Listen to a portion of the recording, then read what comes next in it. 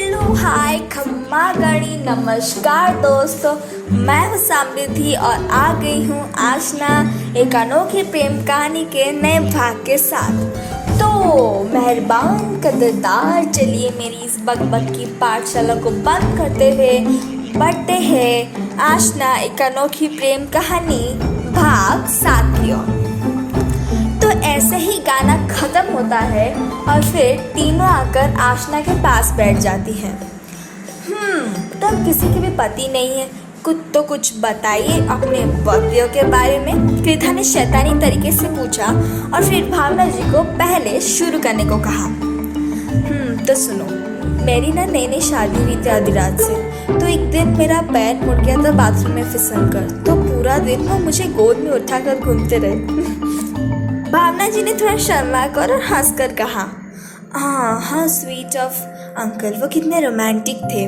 पीछे से किसी ने कहा, काश कि मेरा और अविराज जी का भी रिश्ता ऐसे ही खूबसूरत और पाक हो। आशना ने मन ही मन सोचा। प्रीशा, कृधा ने खुश होकर प्रीशा को पुकारा और उससे गले लगे। अगर आपको पता नहीं है कि प्रीशा कौन है तो आप मेरे रीसेंट भाग्स में जाकर सुन भी सकते हैं, और यहाँ मैं फिर से प्रीशा का इंट्रोडक्शन दे देती हूँ। तो मिलिए इनसे, ये है प्रीशा गोयनका, मतलब सोवेन की छोटी बहन। उम्र कोई 21 साल की होगी, दिखने में प्यारी और खूबसूरत। लंदन में डॉक्टर या फिर MBBS की पढ़ाई कर रही है। कृथा दी, कैसी हो आप? प्रीशा ने प्यार से पूछा। मैं बिल्कुल ठीक हूँ प्रीशु, कृथा ने बड़े एंथुजियाज्म के साथ जवाब दिया। कैसी हो आप आंटी? प्रीशा ने भावना जी के पैर छुए और उनसे पूछा। मैं ठीक हूँ बेटा, और मुझे तुम्हें यहाँ देखकर बहुत खुशी हुई कि तुम शादी के पहले आ गई, वरना मुझे तो लगा था कि तुम शादी के दिन ही आने वाली थी। भावना जी ने कहा।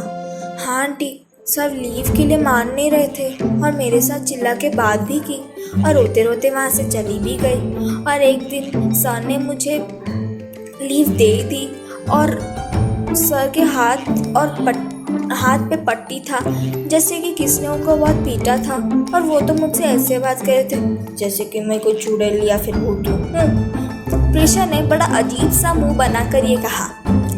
अरे मेरी प्यारी बहना, इन सब फालतू बातों को अपने दिमाग में मत ठूसो, और इतने भारी भारी किताबों के पन्नों को तो अपने दिमाग में ठूसती ही हो तो दिमाग फट जाएगा ना। तो इन सब बातों को भूलो और खुश हो जाओ कि तुम अब हमारे साथ हो, हमारे बीच हो, और हम बहुत मजे करने वाले हैं, कृथा ने कहा। ठीक कहा, और मुझे तो लगता है आप ही आशना भाभी हो, अब बिल्कुल प्यारी और क्यूट हो। प्रीशा ने आशना के पास बैठकर कहा। हाँ तुम प्रीशा हो ना, तुम भी बहुत प्यारी हो। आशना ने प्रीशा के हाथ को छूकर कहा, तो प्रीशा ने हामी भर दी और मुस्कुरा दी। भैया को मत बताना, जब मुझे ऐसा अचानक देखेंगे तो खुश हो जाएंगे, प्रीशा ने कहा। तो सब उसकी बात से सहमत हो गए। फिर सब लोगों ने फिर से मेहंदी लगानी शुरू कर दी। लॉन की दूसरी ओर सारे आदमी बैठकर गप्पे मारे थे और अधिराज जी भी वही भावना जी को गोद में उठाने वाली बात कही तो सब लोग हंसने लगे। क्या बात है अंकल, आप बड़े रोमांटिक हो, सबने कहा। वो तो मैं हूँ ही, अधिराज जी ने अपनी तारीफ करते हुए कहा। तभी स्वयं को एक कॉल आया तो वो वहाँ से उठकर चला गया। हाँ रॉबर्ट, मुझे तुमसे काम था, सुनो तुम्हें क्या करना है, स्वयं ने कहा और सारा मामला समझाया। तो रॉबर्ट थोड़ा घबरा गया। पर सर अगर अविराज सर को पता चल गया तो वो मेरी तौबा टाइटे फिश कर देंगे। Oh God। रॉबर्ट ने डरते हुए जल्दी कहा। तुम एक एजेंट हो, उसकी तरह बिहेव करो, और अविराज को मैं संभाल लूँगा। और खबरदार, अगर तुमने उसके सामने अपना ये छोटा सा मुंह खोला भी, और हाँ, अगर तुम इस काम में सक्सेस हुए तो मैं तुम्हें लंबी छुट्टी दूंगा। और इस बीच अविनाश राणावत भी कुछ नहीं बोल पाएगा, क्योंकि जब स्वयं गोयनका किसी को वादा देता है तो वो कभी तोड़ नहीं पाता या फिर कोई तोड़ भी नहीं सकता। स्वयं ने उसे रिश्वत देकर कहा तो रॉबर्ट छुट्टी का नाम सुनते ही मान गया, क्योंकि आज तक वो सिर्फ 24/7 अविराज का पर्सनल असिस्टेंट और एजेंट का काम करता ही आया है, और उसे बेचारे को एक दिन का छुट्टी नहीं मिला तो छुट्टी के लालच में वो मान गया। हे भगवान, मदद करना मेरे कमीने दोस्त से। स्वयं ने मन ही मन प्रार्थना किया और फिर वापस लॉन की ओर चला गया। कहाँ गया था? अविराज ने स्वयं से पूछा, जो अभी आया था। वो हेड का कॉल था, कुछ मिशन के बारे में वही बात करने गया था। स्वयं ने अपने सर से पसीने के कुछ बूंदों को पोंछते हुए कहा, पर तू यहाँ भी तो बात कर सकता था। अविराज ने थोड़े शक की निगाहों से उसे देखकर पूछा, अबे ओ शेरलॉक होम्स के पुत्र, क्वेश्चन मार्क कहेंगे। तुझे तो सीक्रेट एजेंट होना चाहिए था, या फिर क्राइम पेट्रोल। किस गधे इंसान ने तुझे बिजनेसमैन बना दिया? इडियट, स्टूपिड, सीक्रेट डिटेक्टिव कहीं का। तुझे किसने इतना चालाक और चंट बना दिया? स्वयं उसे मन ही मन गाली देने लगा और फिर उसने कहा, वो नेटवर्क नहीं था ना, इसलिए।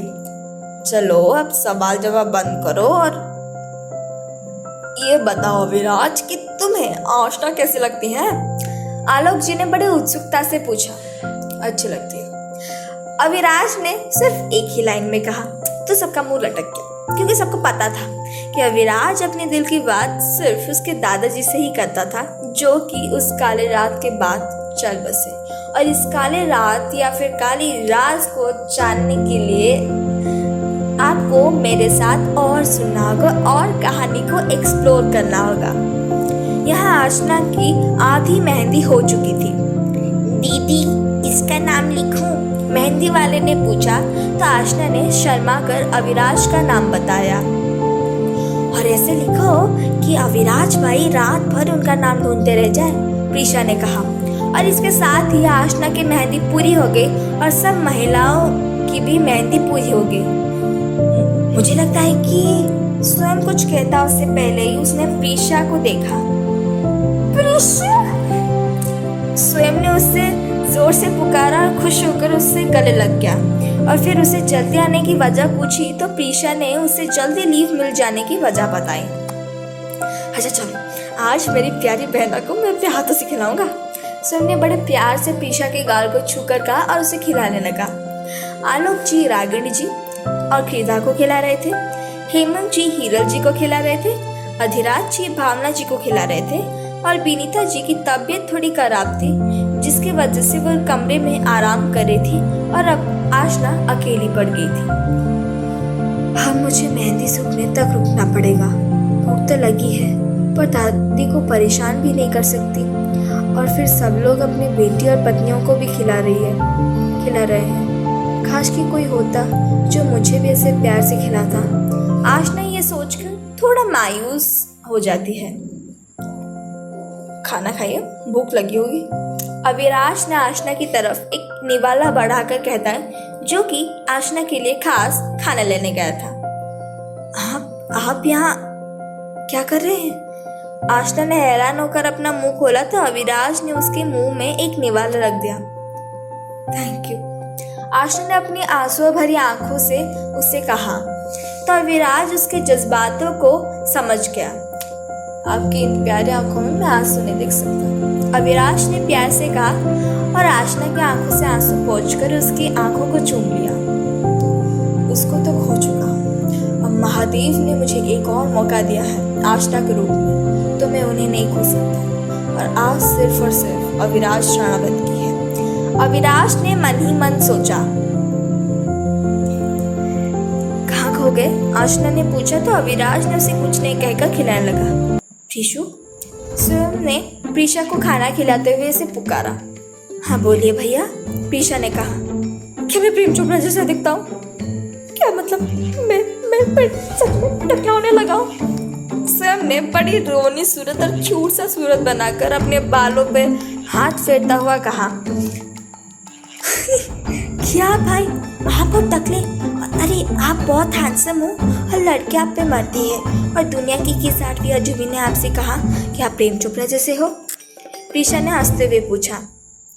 तेरी कृदा दी है वो 8वीं अजूबा। स्वयं ने मुंह बनाकर कहा तो प्रीशा पेट पकड़कर हंसने लगी। क्या आप दोनों अभी भी बच्चों की तरह लड़ते रहते हो, बिल्कुल टॉम एंड जेरी की तरह। प्रीशा ने हंसते हुए कहा, तू तो जानती है वो कैसी है, बिल्कुल बंदरिया जो कि इधर उधर कूदती रहती है, चिकरा कहेंगे। स्वयं ने मुंह बनाकर कहा और प्रीशा चिकरा नाम सुनकर पेट पकड़कर जोर जोर से हंसने लगी। सब लोग खाना खा चुके थे और अपने कमरों में आराम कर रहे थे। आशना भी विनीता जी के मदद से अपने कपड़े बदल लिया और अब आराम कर रही थी। बेटा, राणा सा तुम्हारे लिए बिल्कुल ठीक है। पहली बार मेरे नालायक बेटे ने सही फैसला लिया है। विनीता जी ने उसकी गोद में सोती हुई आशना के बालों को सहलाकर कहा। ठीक कहा दादी, आशना ने मुस्कुराते हुए कहा। चल अब तू सो जा, तारा संगीत है ना शाम को। विनीता जी ने कहा तो आशना उनके पास सो गई। हेमंत जी और हीरल जी के कमरे में। हेमंत, ये आपने क्या किया?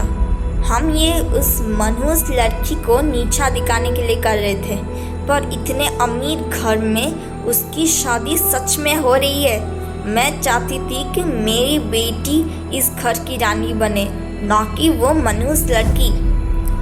हीरल जी ने गुस्से में कहा। शांत हो जा हीरल, शांत हो जा, मुझे पता है कि मुझे क्या करना है, हेमंत जी ने कुटिल भाव से कहा और फिर दोनों हंसने लगे। तो क्या करेंगे हेमंत जी और हीरल जी आशना के खिलाफ? क्या कोई बड़ी सी साजिश होगी? जानने के लिए सुनते रहे मेरे यानी समृद्धि के साथ आशना एक अनोखी कहानी, और मिलती हूँ आपको अगले भाग में। तब तक के लिए take care and bye bye.